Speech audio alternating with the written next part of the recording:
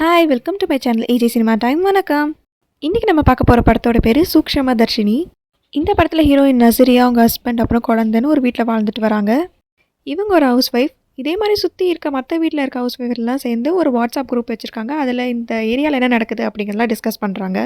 இப்போ ஹீரோயினோட எதிர் வீட்டில் ரொம்ப வருஷம் கழித்து அவங்களோட சொந்த வீட்டுக்கே ஒரு அம்மாவும் பையனும் திருப்பி வராங்க.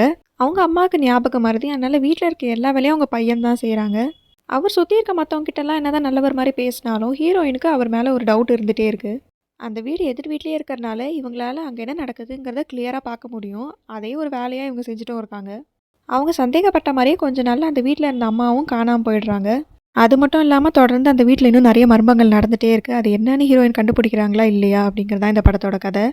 இந்த படத்தில் நம்ம எதிர்பார்க்காத அளவுக்கு ட்விஸ்ட் இருக்குது. அது என்னன்னு நீங்களே பார்த்து தெரிஞ்சுக்கோங்க. இந்த படம் தமிழ் டப்பிங்கில் இன்னும் இல்லை, மலையாளத்தில் தான் இருக்குது.